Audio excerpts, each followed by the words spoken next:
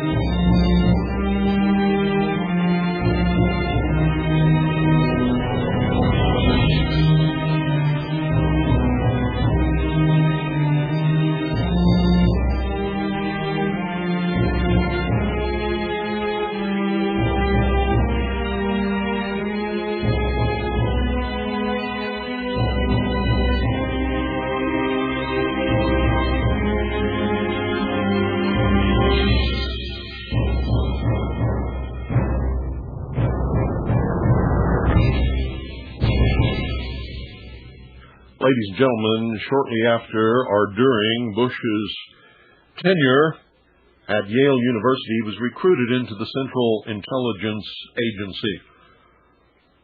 George Herbert Walker Bush, that's the father of the current president, who was our president at another point in our recent history, was deeply involved in the fiasco at the Bay of Pigs.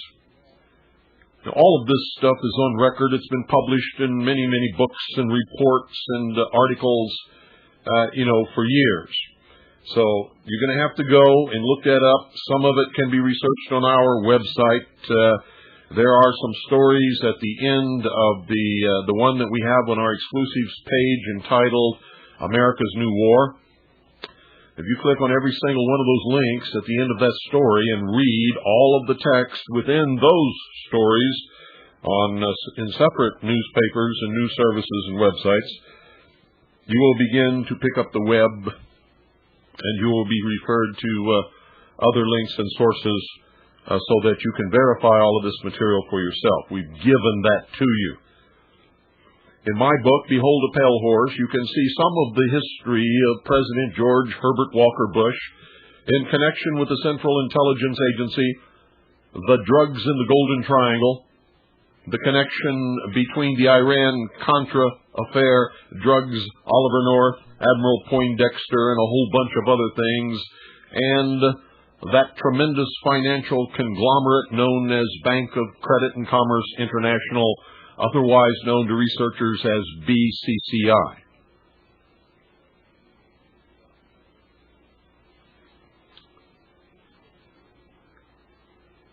The Central Intelligence Agency, under George Herbert Walker Bush, and later under Vice President George Herbert Walker Bush, and even later under President George Herbert Walker Bush, assisted the Afghani freedom fighters in Afghanistan against the invasion and occupation of their country by the Soviet Union, in order to create the element that was needed to bind the various Islamic sects groups and different tribal affiliations under one concerted cause to fight the Soviet Union.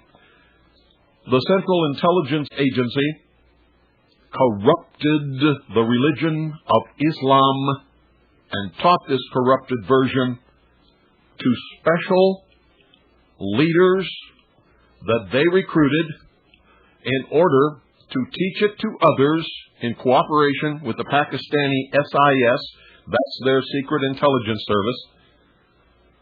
A lot of these schools and a lot of this instruction was conducted within the borders of Pakistan and in Afghanistan by operatives of the Central Intelligence Agency from America's SEAL teams and Special Forces sent to Afghanistan by the Special Operations Division of the Department of Defense, also known as the Special Operations Group, or SOG. All of this, too, is a matter of record. A friend and business partner of the Bush family for many years, the senior bin Laden, sent his son to help in this effort. The younger, Osama bin Laden, was recruited by the Central Intelligence Agency, trained by them as one of these special leaders to teach the corrupted version of Islam, the corrupted version that convinced all of these young, hot-blooded Muslims that they should participate in a specific jihad or holy war against the Soviet Union. Arms were furnished by the Central Intelligence Agency, and there were advisors from the United States of America with these people as they fought the war against the Soviets for all of those years. Now, for that as a background, and most of it already published and in the public domain in many different books and many different papers, many different reports, has come out in Senate and House investigating committees during their questioning. A lot of it came out during the so-called Iran-Contra affair and in a whole lot of other investigations in and out of government. Most of you already know these things. Those of you who don't, you're going to have to spend some time reading, researching, and catching up. Tonight, I'm going to give you some information that I have independently confirmed through my own research, and others have also independently confirmed in their own research, and you will find in various reports and documents and books, much of which can be found on the Internet. Tonight, I'm going to quote to you from a book entitled Fortunate Son, written by J.H. Hatfield. J.H. Hatfield. When this book was first published, ladies and gentlemen, the copies extant are already out to the public sector, were rounded up somewhat mysteriously. The publisher withdrew their support of the book. The plates used for printing the book were smashed, and the book was, the way they say it in the publishing business, put up on the shelf. I'm going to begin quoting from a chapter entitled Ties That Bind, beginning on page 54, second to the last paragraph. George W.'s early days, or early years, in Midland, Texas, coincided with heady days for West Texas, touched off by the 1973 Arab oil embargo, as the price of crude eventually soared to more than $30 a barrel, and economists predicted it would go even higher. The junior Bush desperately wanted a bigger piece of the action, to strike it rich like his father did years earlier, but without using any of his own money. In June 1977, he formed his own drilling company, Arbusto Energy. Arbusto in Spanish means bush. Like his father, who made his fortune in the oil business with the money of others, George W. founded Arbusto with the financial backing of investors including James R. Bath, B-A-T-H, a Houston businessman whom Bush apparently first met when they were in the same Texas Air National Guard unit. Tax documents and personal financial records in the public sector show that Bath, an aircraft broker with business ties to Saudi Arabia sheiks, had invested $50,000 in Arbusto, granting him a 5% interest in 2 limited partnerships which were controlled by Bush.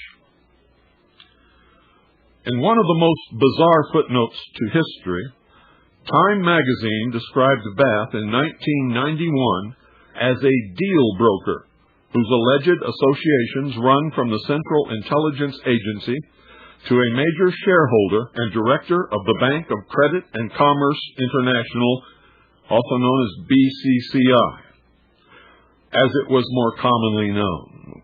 It was closed down in July 1991 amid charges of multi-billion-dollar fraud and worldwide news reports that the institution had been involved in covert intelligence work, drug money laundering, arms brokering, bribery of government officials, and aid to terrorists. And I can tell you that's all true. An accounting commissioned by the Bank of England finally exposed the extent of BCCI's deficits and criminal offenses, forcing the bank's eventual collapse. Bath was never directly implicated in the BCCI scandal. But according to the Outlaw Bank, an award-winning 1993 book by Time correspondents Jonathan Beatty and S.C. Gwynn, Bath originally made his fortune by investing money for Sheikh Khalid bin, that's Sheikh Khalid bin Mahfouz, and another BCCI-connected Saudi, Sheikh bin Laden.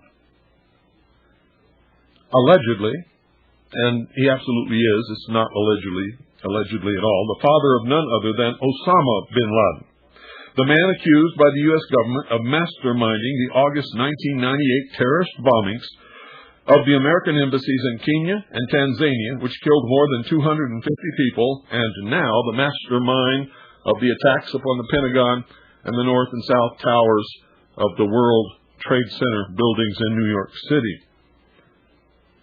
According to news reports, in a 1976 trust agreement drawn shortly after Bush's father was appointed director of the Central Intelligence Agency, now listen closely, Saudi Sheikh Salam bin Laden appointed Bath as his business representative in Texas. Bin Laden, along with his brothers, owned Bin Laden Brothers Construction, one of the largest construction companies in the Middle East. In a 1991 deposition, Bath testified he was the sole director of Skyway Aircraft Leasing Limited, a Houston company owned by Khalid bin Mahfouz. Bin Mahfouz had been a major shareholder in the Bank of Credit and Commerce International, which had been accused of using Mideast oil money to seek ties to political leaders in other countries throughout the 1970s and the 1980s. According to court documents that are on public record, Bath also swore that in 1977 he represented 4 prominent and wealthy Saudi Arabians as a trustee and used his name on their investments in the United States. In return, he received a 5% interest in their deals. Federal authorities, the Financial Crimes Enforcement Network, and the FBI later investigated Bath after allegations.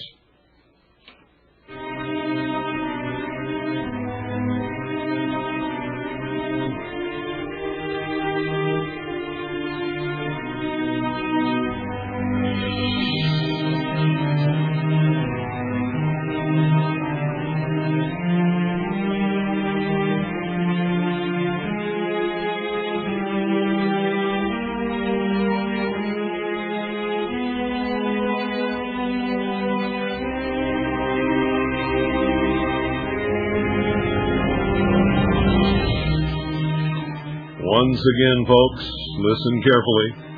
Federal authorities, the Financial Crimes Enforcement Network, and the FBI later investigated Bath after allegations were made by one of his American business partners that the Saudis were using Bath and their enormous financial sources to influence United States policy.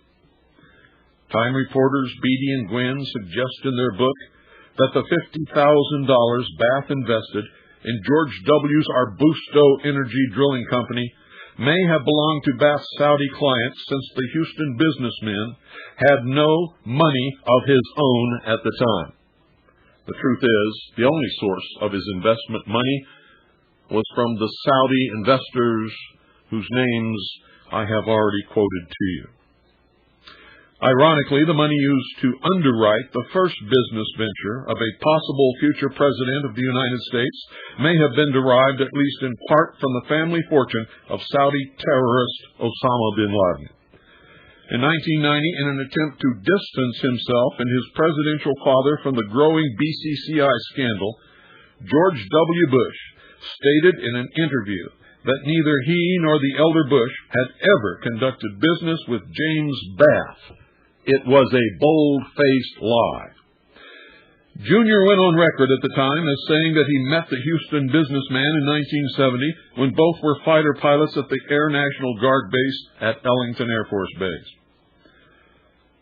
President Bush, quote, knows Bath the way he knows thousands of people, end quote, his son told the press. And the two men could not be considered good friends. Another bold-faced lie. Quote, I've never done business with him, and I know the president hasn't either, end quote. Another bold-faced lie. Because, ladies and gentlemen, a few months later, the release of tax documents and personal financial records into the public sector forced George W. Bush to admit that Bath had indeed been one of our Busto Energy's original investors. Bush said that to his knowledge, Bath's investment was from personal funds, and no available evidence existed to determine that the money came from Saudi interests, except for the fact that no personal funds of that magnitude could ever be located or ever be found on record to have belonged to Mr. Bath. A lot of questions remain unanswered as to Bath's motives behind his investment in George W.'s first business venture.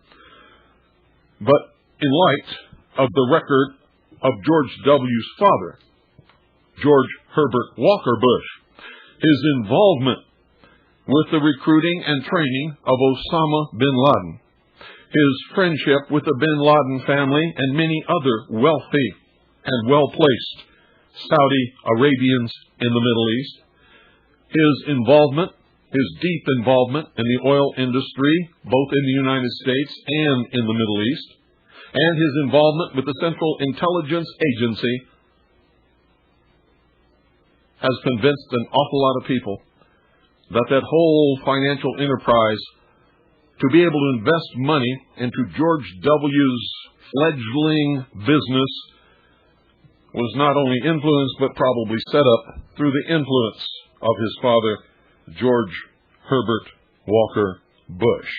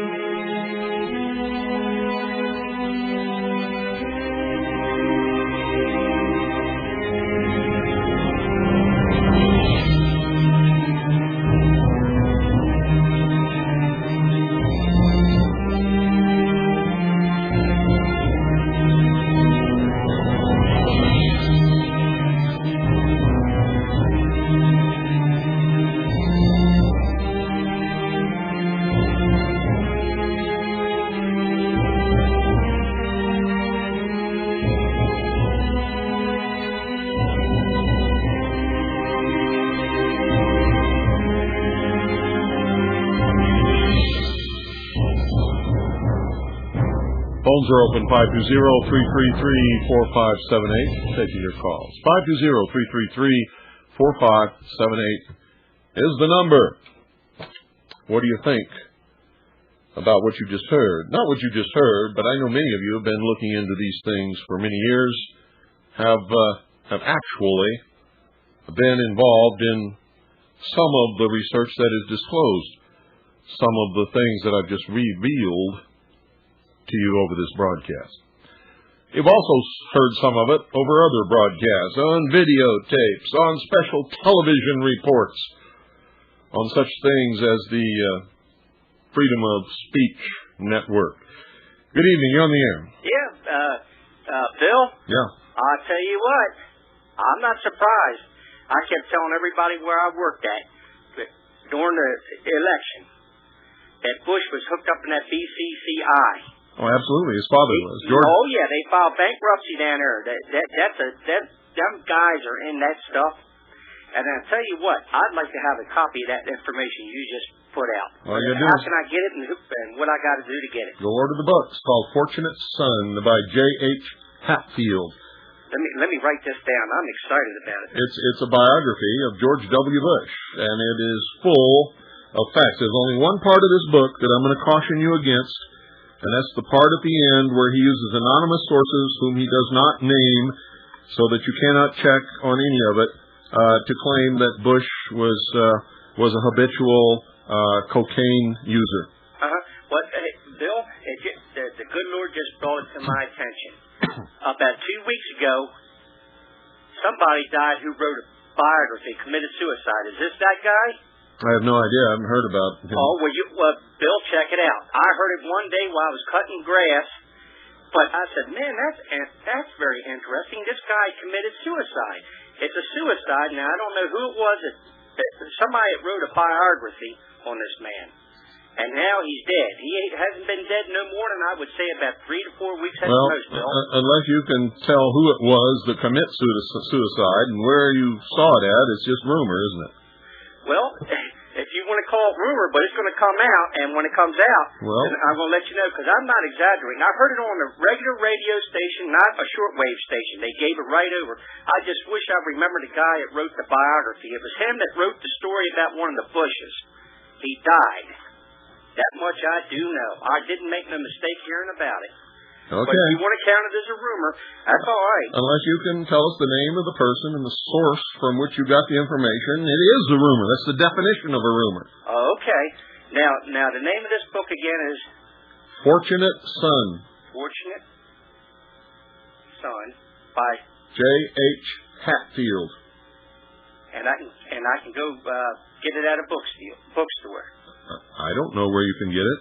I know if you look for it, it's in print, you can find it. I'm going to try to find it. I'm not surprised at all, Bill. I knew about that BCCI. I kept telling people at work about that. I said, between Bush and Gore, like George Wallace said years ago, not a dime's worth of difference. Wasn't a dime's worth of difference. You're right about that, except it shrank to a nickel. All right. Nice talking to you, brother. Thanks for calling. Bye-bye. 520-333-4578. Phones are open. Good evening, you're on the air. Oh, how you doing, Bill? Good. Yeah, as an addendum to your research, I think what is interesting is that why Bush is so close to Putin is that his great-grandfather, George Herbert Walker, was one of the people that helped finance the Bolsheviks through the corporation, the American International Corporation, which I think is an interesting footnote. But I just want to thank you for your great research on this particular, problem. I think, what we hear in the media on CNN, on the communist news networks and NBC and some of these other, media outlets, we just hear that, Bin Laden is the main suspect and everything, and we don't get the full picture, and I think that, you clue us in terms of, what's really going on. Don't you think it's funny that they've been looking for him for so many years, can never find him? Now, all of a sudden, they're accusing him of blowing up the Twin Towers, the World Trade Center, and the Pentagon, and now they claim that they know exactly where he is, and they're following him by satellite. Now, how did that happen? Right. And all these journalists, going over there to interview him and stuff, and it's like they don't know where he is, but the journalists can find him, but the CIA can't. Yeah, and supposedly Timothy McVeigh could, too. Sure. Or Terry Nichols. Right. Okay, thanks a lot, Bill. You're welcome. Bye. And I got news for you guys. I've, read quite a bit about Terry Nichols and studied him in our investigation, and Terry Nichols probably couldn't find his own rear end, in a dark tent at high noon. Good evening. You're on the air. How you doing, Mr. Cooper? Good. I have a question. They're going to have a war on terrorism. That's what they say. But if it's anything like the war on drugs, it's really a war on the Bill of Rights. Yeah, I was wondering, who are they going to define as a terrorist? Probably me. See, that's what I'm worried. Because they're calling up, 35,000 reservists for homeland defense. 50,000. 50,000. Yeah, 50,000 for homeland defense, and I'm like, what does that mean? Yeah, what does it mean? Who are they going to defend against? Yeah. I mean, they've already admitted that you can't, they can't keep track of terrorists, and you can't stop a terrorist attack if they're really committed to making the attack. All you can do is track them down afterwards and, terrorize them, or the people that where they live or something. And I mean, this is ridiculous. Yeah, I'm just worried that in all this hysteria that's been created, that folks like us are going to get lumped together with, Mid-Eastern folks, and we're going to be taken away to God knows where. I told you that years ago. Why is everybody so shocked when they see it starting to happen? Yeah, I was listening to another talk show, and this guy claims that within a week or two that they're going to round up somewhere around 100,000 folks. Now, this guy didn't get it. He wouldn't name his source, so it's a rumor. Well, not only is it a rumor, but he's probably dead wrong. Yeah. They probably will get around to doing it, but nobody knows when. But I guarantee it's not going to be in the next couple of weeks. Okay, thanks a lot, Mr. Cooper. You're welcome.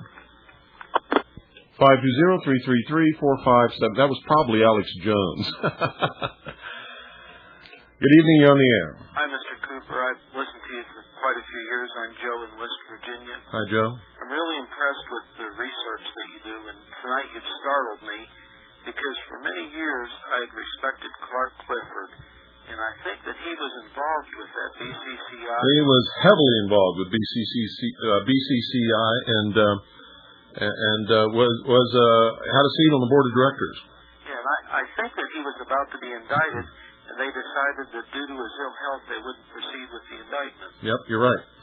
And I'm kind of foggy about that, but I thought maybe you would be able to tell me more about how Clark Clifford fits into all that. Yeah, he had a seat on the board of directors of BCCI. He was one of the directors.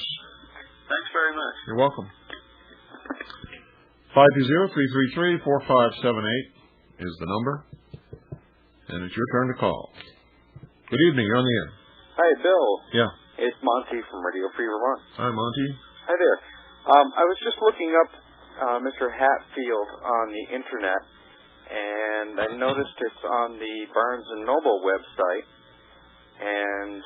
That means his book is sold by Barnes & Noble. Right, and it was updated for after the 2001 election cycle.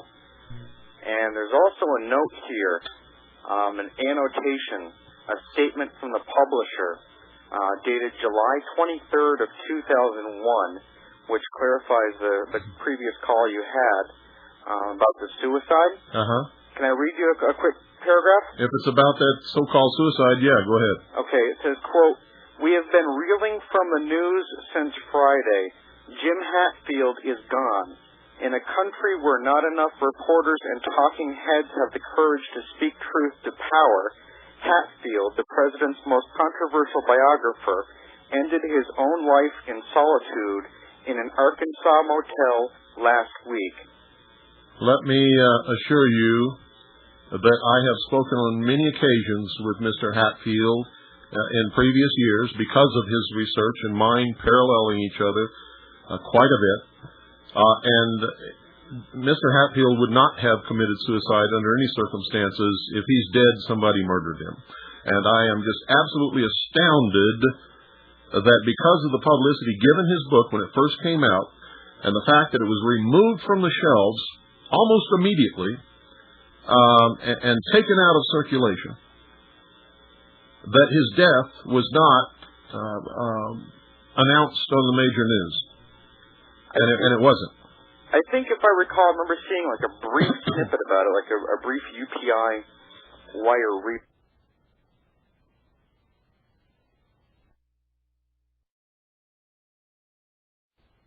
book, The Bush Camp Successfully Stifled, when it was first published in '99. Oh yeah, they pulled it right off the shelves. Almost as soon as it got on the shelves, it was pulled. It says in here that and all the copies were stacked in a pile and burned. It's not surprising. It says that Bush's campaign lawyers went out of their way to personally discredit the author without necessarily denying any of the book's factual details. They never denied anything, ever.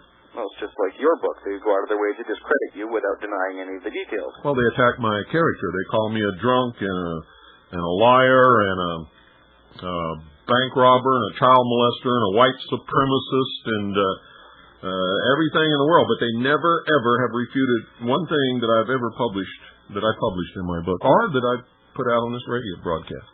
I would agree. But anyway, I just wanted to add that in. Thank you. We'll talk to you later. Thank you, Monty. No problem. Well, you heard it, folks. And I'm telling you right now, Mr. Hatfield did not commit suicide. If he's dead, he was murdered. Good evening, you're on the air. You better watch out, or George Jr. is going to call you the most dangerous talk host in America. That would be wonderful, wouldn't it? Yeah. Then I could put 2 notches on my gun. or on my microphone, I should say. And unfortunately, that's all the things I'm going to add to the conversation, so I'll hang up. Okay. Thank you. Thank you. 520-333-4578 is the number. Taking your calls till the end of the hour. Good evening, you're on the air. Hello, Bill. Matt from Connecticut. Hi, Matt.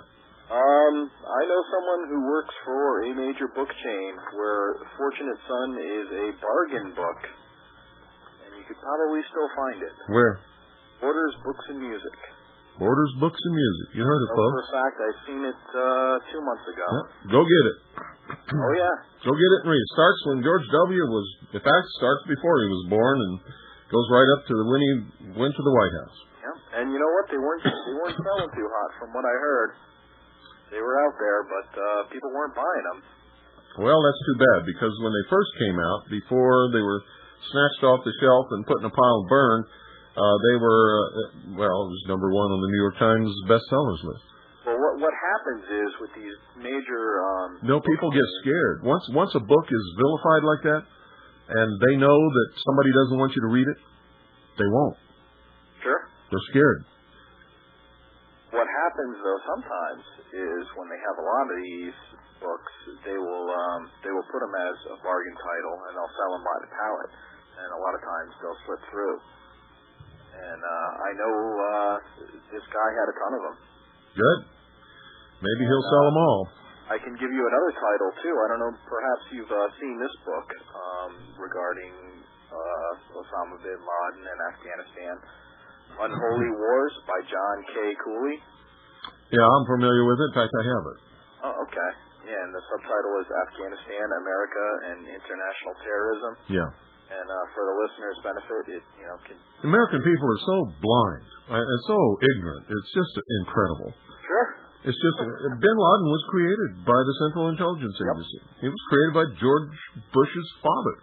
And people don't realize that. Well, most people don't realize that these terrorist organizations either they were created by us, or by the Soviet Union, or by Cuba, or by Great Britain. And if you know enough about the Cold War, you know that was a hoax. So, ultimately, when you get to the highest levels, they're all working for the same team. Yep. And this book, Unholy Wars, deals with BCCI. It deals with the... You can also read an awful lot about BCCI and George Herbert Walker Bush in my book, Behold a Pale Horse. Oh, yeah. Well, I picked that one up about 10 years ago, and I've read it about 5 times. So I'm very familiar with that. But this book, my mother, before she passed away, God bless her soul, she had found this book at a tag sale and gave it to me because she knew that I would find it interesting. And okay, well, thanks for calling. You're welcome. Good night. 520-333-4578 is the number. 520-333-4578. Good evening. You're on the air. Hey, Bill. This is Lamb down the road here. Howdy. Prescott Bush was sent to to Iraq in 1918. Prescott Bush was George Herbert Walker Bush's father. That's right. They've been messing with Iraq for almost 100 years now. Yeah. And, in talking about the BCCI, in 88 at Homestead Air Force Base, they found a C-130 cargo plane full of cocaine. Yeah, that's true. And that's on public record too. I don't know. I remember seeing the pictures of it. Mm-hmm. But the Bush has been they've been over there trying to get some of that for 80 years now. Well, they've got it. Well, yeah, they got it, and we're getting it. And they're going to get a lot more. It looks like. That's right, man. Price of oil's already going up. That's right. And we're gonna pay for it too, bud. Yep. All right, good talking to you. Thanks for calling. Bye. 520-333-4578. Good evening. You're on the air. Hey, Mr. Cooper. How you doing? I'm listening to your show, and I appreciate this. Just went out to the website, barnesandnoble.com, and I'm able to order the book, Fortunate Son, George W. Bush and the Making of an American President, in stock, J.H. Hatfield paperback. That's it. Our price, $14.95, so the book is out there for your listeners. Second question I have. I noticed that ever since the two towers went down and the unfortunate loss of all those lives over there, that the UN during the Gulf War came out with so many resolutions condemning Saddam Hussein, and we haven't heard a peep out of them as far as any resolutions like condemning or, from the Joint Security Council, that type of thing. I was wondering what your opinion is on that. What difference does it make who they condemn?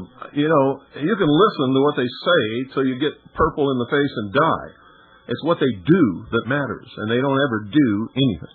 Now, here's the kicker. I came in tonight after a hard day's work, and I put on Channel 2 News, and there is one of the talking heads on CBS talking about how unprepared we are for an anthrax attack. And I'm like, well, they're just trying to... the military, the last thing you tell the populace is that, how vulnerable you are to another attack. Unless you want them to get all scared and weepy and, wimpy and exactly. and pulling the covers up over their head at night so that they will accept any draconian, tyrannical, despotic measures that you want to impose upon them in the name of their own security.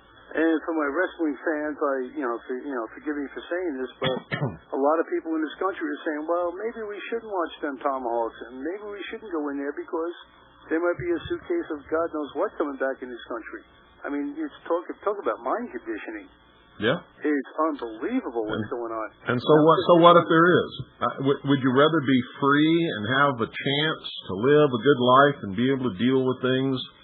Or would you rather have them scare you into enslaving your own self and living your whole life in fear as a slave? The thing that frightens me, sir, is that it seems to be working rather. Well, okay? Because they put that onto the boob tube, and these people are like, whoa, let's pull these flags back in. Well, maybe we don't want to attack these countries. Well, maybe the backlash.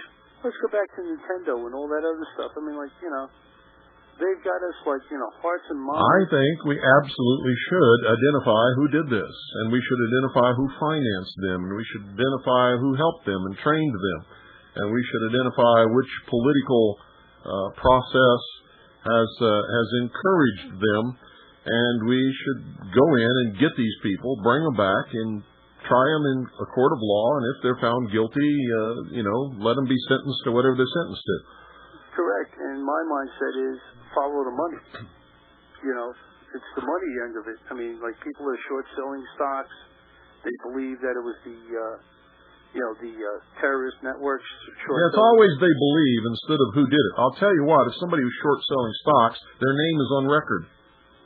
How come they're not telling us who it was? Exactly. How come nobody is screaming, hey, tell us these names?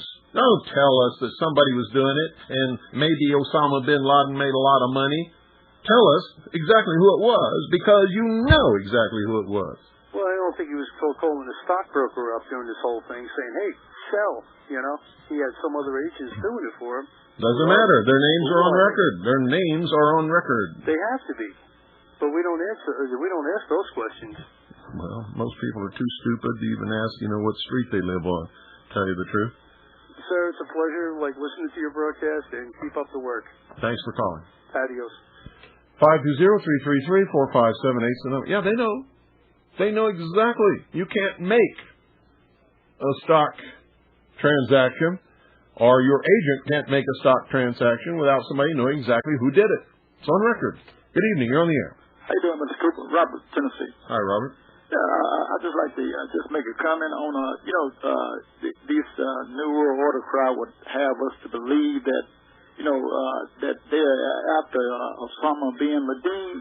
But, the Secretary of Defense Rumsfeld, he was on TV tonight, this evening there, and he was asked a question by one of the reporters. The reporters asked him, sir, if you take Osama Laden out, now would everything be over? And he stated, no, that would only be the beginning. Yeah, I wonder why. If Osama bin Laden is responsible, how could that be? If he's the man. That's right. All the focus, the whole world is focused on, that's our enemy. That's the world enemy. Osama bin Laden. So how can that be? If we get him and we get his network, how can that be that it wouldn't be over? That's right. So, like I say, I'm just looking at this and I'm saying, hey, our government is lying to us again. Yeah, because they have no intention of making it stop. Read the report from Iron Mountain. It's all explained in there. Exactly. Okay, thanks. You're welcome. Everybody listening, get a copy of the report from Iron Mountain. It's in there. Tells you exactly what they're doing. People don't believe in the war on drugs anymore. They're calling for the legalization of drugs. And they got a lot of political clout behind them, so they're going to have a new enemy now. Good evening. You're on the air. Good evening, Bill. I had to run to turn my radio off so I didn't blast it in your face. It was across the room. That's Paul from Brooklyn. I spoke to you a few times several years back. But listen, I'm amazed. I can't believe what I'm hearing. I got a couple of questions for you. In this particular crisis and everything that's going on right now, in your opinion, do we stand behind what our government's doing? Knowing all this is happening, but yet knowing we're still in the midst of this horrific crisis. Depends upon if what they're doing is right or wrong. It is never proper to stand behind anybody if you know in your heart they're wrong. That's what Hitler's followers did, wasn't it? That's true. And didn't the Nuremberg trials prove that your responsibility is to refuse if you know it's wrong? Absolutely, because they held German officers who were supposedly following orders. Yeah, and they executed them too, didn't they? Yes, they did. You want to be executed if somebody comes over here and kicks our butt and decides you're a war criminal? No, definitely not. And if you think nobody can kick our butt, I'm telling you right now, there's so many atomic weapons loose in the world that could happen very easily. Look what happened when one plane crashed into the Pentagon and two planes crashed into the Twin Towers, the World Trade Center. Washington, D.C. was in a panic. True. Nobody knew where anybody was. Everything was evacuated with no plan. I'm telling you right now, for about 6 hours, the government was working, but it wasn't working with the people who were supposed to be working. It was working from underground command centers by people who nobody even knows anything about. Well, here's a real question that you definitely seem ideally suited to answer. Given the fact that now we're hearing all over the news that the Israeli Mossad supposedly warned us about all of this weeks before. They did. So did the Germans. So did the French. And then there was a guy in prison who actually specifically named the World Trade Center. Yeah, he made a phone call to the Secret Service and told them all about it. Exactly. So the question that I want to ask you in response to all of that is, if the government really in shambles, or in your opinion, they pretty much know that this was going to happen and just kind of, laid back and Some waited? people in the government knew. Most people didn't have a clue, just like everybody else. Amazing. But just like Oklahoma City, they wanted it to happen. Gives them more power. Well, what I was gonna say was basically that regardless of whether or not they quote unquote wanted it to happen, it definitely suits the purposes. I mean, I'm sitting here in Brooklyn and I'm watching F-16s fly over my head while I'm treating my. Yeah, why are F-16s flying over your head? supposedly to keep New York safe now that all this happened. No, it's to create it's to keep this sense of fear and urgency going. Well, right. There's always the. And if you watch CNN, you'll never sleep again. It's horrifying. It's absolutely horrifying. Something else that. In fact, CNN is the one that coined the phrase "America's New War." Right. Yeah, exactly. I thought it was just that thing. But another thing, and now again, this is, I guess it could sort of fall under the heading of rumor, but I'll tell you anyway because I know some people in the New York City school system. If you're going to get into rumor, forget it. We don't do that on this broadcast. Okay. Don't even want to hear it. Say it again? I said I don't even want to hear it. Okay, no problem. Anyway, keep up the good work. Thank you very much for your broadcast. And one thing I did want to tell you. Interestingly enough, if you can get a hold of a comedy tape called "You Are All Diseased" by George Carlin. Funny thing is he gives a parody of a lot of what you're talking about, but he talks about he makes a whole skit about airplane security, airport security, and how they can screw with us anytime they want as long as we're and it's. Oh yeah, George Carlin is he likes freedom. Yeah. A lot. Yeah, and he really comes out against a lot of this stuff. And of course, everybody's laughing hysterically and they forget about it when they go home. But that's the part of that particular act that I remember because he, in a sense, made a comedy skit out of exactly what you're talking about. Yeah. And it's just if you can pick up the. I've heard it. Oh, you have heard it. Okay. I was raised with George Carlin. He's from my generation. I've been listening to him for years and years and years and years and years and years and years. He's absolutely hilarious, and by the way, I'm going to order your book again because I lent it to somebody, and I don't think I'm getting it back. This person is just reading it. Better hurry because it's out of print. Yeah, okay, definitely. But anyway, thank you again, Bill. Thanks for taking my call, and God bless America, man. You're welcome. Bye. 520-333-4578 is the number, and it's your turn. Good evening. You're on the air. Hi, Bill. Dave from Wisconsin. Hi, Dave. I was watching that Talking Head Bush on TV the other day, and he says, there's an old saying in the old Wild West, wanted dead or alive, speaking about going after Bin Laden. Yeah, dead or alive. And that was now, what kind of justice is that? Is that the kind of justice that we do? Absolutely not. Is that what we believe in? No, we have innocent before guilty. Yeah, people are saying he's responsible, but they presented no one with any proof. He hasn't been tried or found guilty by anyone in any court. Now, I'm not saying that he didn't have anything to do with it, but if he did, let's go get him, bring him back, present the evidence, and if he's convicted, then sentence him. Exactly. But it's not the American way to say, hey, look at that guy down the street. I know he's the guy that burned down the school 3 weeks ago. Let's go kill him tonight. Because that's exactly what they're doing. Exactly. And if you want to go back to the Old West saying, then if half the people on them airplanes were armed like they were in the Old West, them buildings probably would not, or them planes probably would not have crashed. If those people on those planes had been allowed to carry guns, none of it would have happened. Exactly. You would have had plastic knives against people with guns. And yeah, maybe there'd be some holes in the side of the airplane, and yeah, maybe there would have been rapid decompression, and yeah, maybe somebody would have had a heart attack, but the plane would have landed safely, and most of those people would still be alive, and nothing would have crashed into the World Trade Center towers or into the Pentagon. Bet on it. Bet your life on it.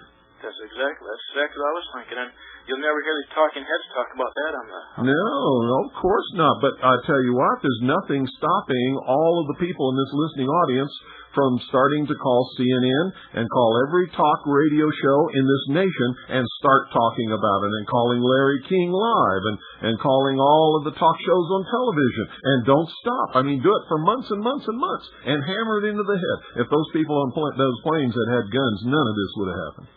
Exactly. Yep. I think it's a good idea. So that's your challenge. Everybody in this listening audience, start doing that tonight. As soon as I get off the air, every talk show that's on the radio anywhere, AM, FM, shortwave, television, doesn't matter. Call. Talk about it. Rub it in their faces. Tell them that it is the liberal anti-gun lobby that killed all those people in the World Trade Center towers and in the Pentagon, because that's the truth. That's exactly the truth. You're right on that. That's the truth. Thanks, Bill. You're welcome. Bye.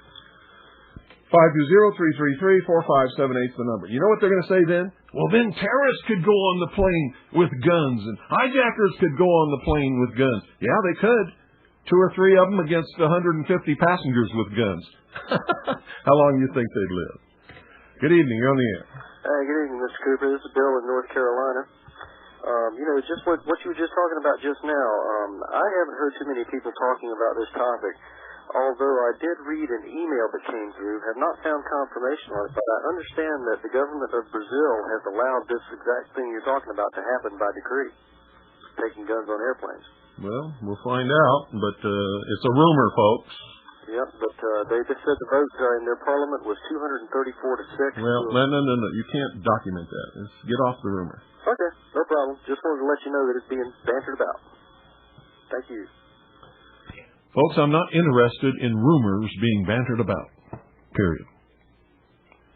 Someday you're all going to get that through your thick heads. Good evening. You're on the air. Yeah, good evening. Bill Sean from Pennsylvania. Hi. Fortunate Son's still available on Amazon.com. Just ordered it. Good. Have you heard of Zim, American-Israeli Shipping? Doesn't ring a bell. Why? They're probably the largest shipping operation out of Israel. They had offices on the 16th and 17th floor of the South Building of the World Trade Center. Yeah. And I got it up on the Wall Street Journal research list right now. All employees are safe. Operations have been consolidated in Norfolk, Virginia. Company moved most of its operations out of the World Trade Center 1 week before attack. 1 week before. That's very interesting. They moved there about 5 or 7 years ago. Huh. Norfolk, Virginia is also a Navy Yard. Guess Mossad feels safe down there. Well, you don't know if they're connected with the Mossad. Why did you throw that in there? Why? Yeah. Because they were the ones, Zim bought the Liberty ship straight after World War II that was operated by the underground, the Israeli underground. But that doesn't mean that the people who are working for Zim today that were in the World Trade Center are connected with the Mossad. The chances are some of them are, because the Mossad has penetrated almost every Jewish company and community in this country. That's true. But that doesn't mean that they are. Well, I would... Well, we'll go with it as a rumor. Won't worry about it. But anyway, that company did move out the week before the attack. Okay. Thank you. Okay. 520-333-4578 is the number. 520-333-4578 is the number. Good evening. You're on the air. Yeah, how you doing, Mr. Cooper? I'm up here in just outside of Wall Street, and I was wondering, maybe you can answer a question for me. With something like this going down, why are there warships sitting off the coast of New York City? I don't know. Aircraft carriers, battleships, jets flying overhead. Here's what I think it is. I think it's to keep the level of fear and anxiety to the highest level possible. That's why I think it is. Because people I talk to say, well, they brought the ships up for comfort. I mean, I get no comfort seeing warplanes overhead. I'm waiting. Well, how would you? How would anybody? I mean, send them to where they're going to do the most good. Well, that'd probably be in their home port, so the sailors could go home to their wives and families. Exactly. But I mean, we get jets flying overhead. You can talk to this. You can talk about this till you're blue in the face. You've already said what's pertinent, and so have I. There's nothing else we can say. It's a spooky situation. That's exactly that's what it's supposed to be. Thank you, sir. You're welcome.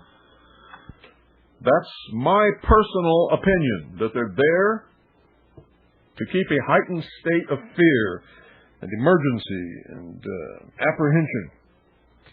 Good evening. You're on the air. Hi, Bill. Joe from Boston. Hi, Joe. I do, and I have can you give the name of the book again? Those 2 books that I'm going to get, and I also have a report, which I heard on the news, that in Brazil, they now allow people, they have just passed legislation. Where did you hear that? On the radio. What radio? WBZ Boston, and WRKO radio here in Okay. They allowed now people to carry guns on Brazilian planes. Good for Brazil. Over 21. Finally got some smart people in this world. And finally got some smart people in this world that understand what people like me and you and many others have been trying to tell them for forever. I mean, I don't like the idea of shooting on a plane, but if you got to do it, you got to do it. I'm going to tell you right now, Sarah Brady and all these anti-gun people are what murdered all of those people in the World Trade Center, Twin Towers, and the Pentagon, and all the passengers on those planes because they had nothing to defend themselves with. Now they want to take all our knives away on planes, and they want to wiretap and everything. Can you give the name of those two books again? I'll give you the name of the one I got in front of me, Fortunate Son, by J.H. Hatfield. Great, and I'd like you to comment on that, all the stupid security measures they're having. Now we can't park near the airport anymore. I don't know that's not going to stop it. These IDs didn't stop it. Nothing will stop it. No. Nothing's going to stop it if they want to. Yeah. If you have somebody that's willing to die for what they believe in, you're not going to stop them for doing whatever it is they want to do. Like Flight 93 did. I hope they play those tapes on the air so we can hear them. They won't play them because they said there's nothing on the tapes. Oh? That's what they said. I didn't know that. That's what they said. So there's nothing on the tape. Nothing. They got the flight recorders and there's nothing on the tape. They said somebody turned them off. Well, I do know it is possible, Bill. My brother flies, and they do have an erase button on there at the end of each flight, which they shouldn't have. Did you know that? The way those things are built, they're not supposed to be able to be erased by anybody. I know. And they're supposed to be taken out when you land by ground crew personnel, and the tapes either erased or new tapes put in. Told me no one on the plane is supposed to be able to turn them off, or erase them, or remove them, or even get to them. Well, he told me they have switches in the cockpit, which they shouldn't have. Well, you know what? I have a tendency not to believe your brother, or whoever it is. Huh? He's a pilot. I don't care if he's a pilot or not. I know pilots that lie every day. I know. I hope he's wrong. I hope to God he's wrong. I hope he's wrong, too. I'm not saying that he's telling a lie. I'm just telling you that from what I used to be an aircraft mechanic in the United States Air Force. I know about these things. Okay. At least back then. Unless it's changed, nobody aboard that plane is supposed to be able to get to them, to be able to even see them, or take them out, or touch them, or erase them, or turn them off, or in any other way fool with them whatsoever. Maybe we'll have some new pilots call up and let us know what changes they made in these planes. You never know what goes on. Maybe they have. Okay, thanks. I hope they haven't, because the whole purpose of the thing is an emergency device to be able to record exactly what happens on board a plane in extremis is totally defeated if somebody can walk up and erase the tape or turn it off. What good are they? 520-333-4578 is the number. Unless they've changed things considerably. When I was in the Air Force, you couldn't do that. On any plane, Air Force, military, or commercial jet. Good evening. You're on the air. Hi, Bill. Thanks for the intelligence this evening. It's a great show. And I'd like to say also, I don't mean to seem crass or anything, but there's 5,000 bodies down there. If that's the truth, then disease and bacteria is going to come into play pretty soon. And I hear no one mentioning that on the air, and I just like to bring that up. Well, I think it's pretty much common sense. It's going to start smelling. The smell of death is going to be all over New York City. There could be diseases, if any of those people had diseases. Otherwise, there probably won't be. But, I think that's a matter of common sense. Yeah, okay. And everybody involved with the rescue effort knows that, and you can see they're wearing protective clothing and taking proper precautions. All right, Bill. I just wanted to bring that up for you. Thanks again for a great show. You're welcome. 520-333-4578 is the number. And I got to tell you, once that smell starts wafting across New York City, you're going to see a lot of people stop going to work. It's a terrible, sickly, sweet smell. Good evening. You're on the air. Yes, Bill, I am a pilot, and there is a reason that you are able to disable that, and that's in case there is a short circuit. It's to prevent a fire in the aircraft. You have to pull the fuse, and that's how you're able to disable those recorders. So now they have made it so you can disable the very thing that are the only things that in the emergency that you might have to pull this fuse for, they would be able to tell what happened. Boy, that sure makes a lot of sense, don't it? Well, it does prevent the aircraft from burning up in the sky, and that's I guess that was considered a bigger threat than someone doing this. But again, no one should be in that cockpit. I'll be honest with you. had they armed those two pilots, this would never have happened. No, if people in the passenger compartment had been armed, it wouldn't have happened. Absolutely. In fact, the only thing I would say, though, Bill, is that people should be trained to realize you can't just fire off a weapon up in an aircraft that's at 30,000 feet because the aircraft itself explode from rapid decompression. Well, I'm well aware of that. That's why I would say limit it to the pilots, because at least we'd be trained as to how to use the proper ammunition that will not go through the bulkhead of the aircraft. Well, actually, I have to disagree. I think all Americans are entitled to defend themselves, and they're entitled to keep and bear arms, and any laws. I agree, but the problem I have, Bill, is that you may have a problem, but your problem is with the Constitution, not with me. Okay. Okay. Thanks a lot, Bill. You're welcome. See, that's what I don't like about all these people who don't understand anything about the Constitution. Anybody who has a reason of their own to disarm American citizens, it's okay to do it. But the Constitution says we have a right to keep and bear arms. Good night, folks. God bless each and every single one of you. I've gone over my time. I'm probably off WBCQ. And God bless each